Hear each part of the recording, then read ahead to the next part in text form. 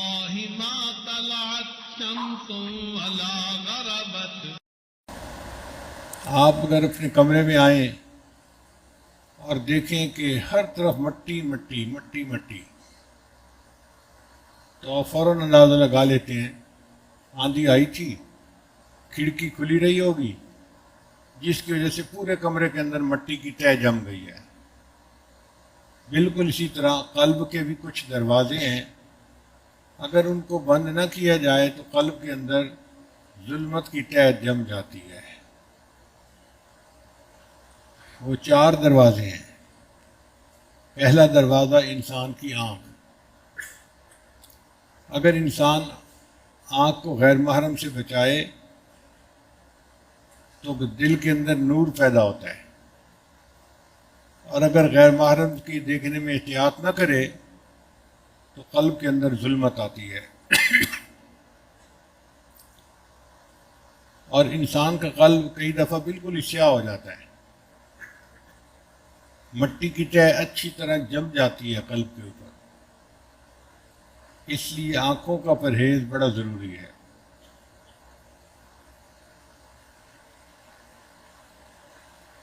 اگر کوئی آنکھوں کا پرہیز نہیں کرتا تو اس کے قلب کے بگڑنے میں دیر نہیں لگتی. کتنا نیک کیوں نہ ہو، اس کا دل بگڑ جاتا ہے، اور اس انسان کا دل جو ہے وہ سخت ہو جاتا ہے.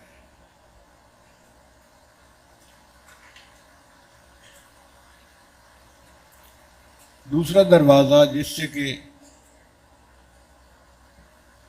انسان کے دل کے اندر ظلمت آتی ہے وہ انسان کے کان ہیں. قرآن سنیں دل میں نور آئے گا، نبی علیہ السلام کی نعت سنیں، اچھی بات سنیں، نصیحت سنیں تو دل میں نور آئے گا. اور اگر اس کان سے غیبت سنیں،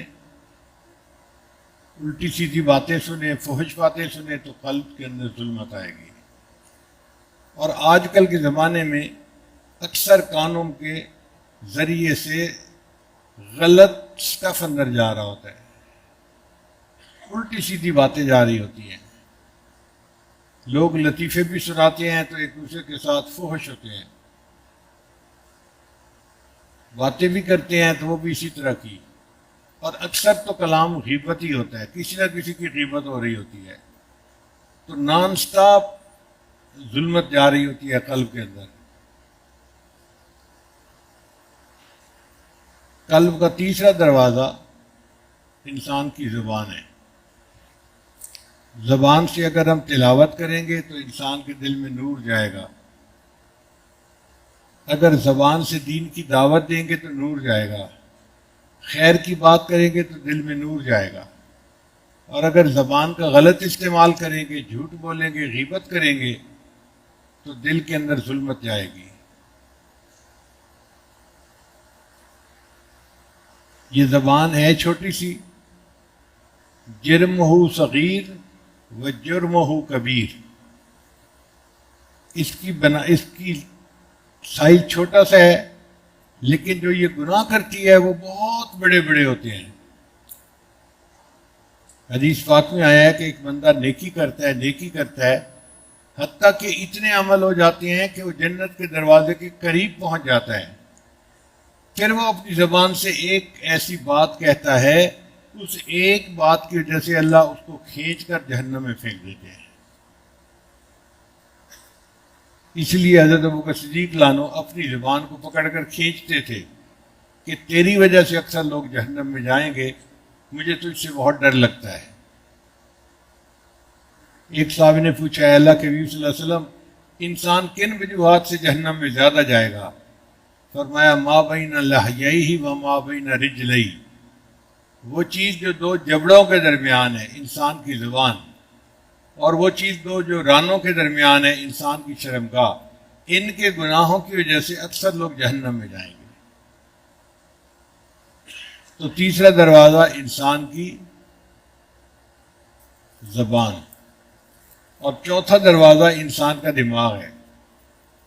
دماغ میں اچھے خیالات رکھیں گے تو دل کے اوپر نور آئے گا، اور اگر دماغ کے اندر ربش خیالات ہوں گے، شیطانی شہوانی خیالات پروسیس کرتے رہیں گے تو دل کے اندر ظلمت آئے گی۔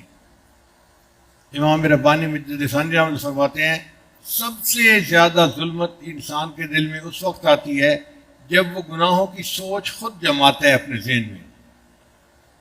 کوئی گناہ کیا تھا، اب اس کو ریپلے کر رہا ہے بیٹھا ہوا، یہ ہوا تھا، یہ ہوا تھا، یہ ہوا، اس کو سوچ سوچ کے مزے لے رہا ہے۔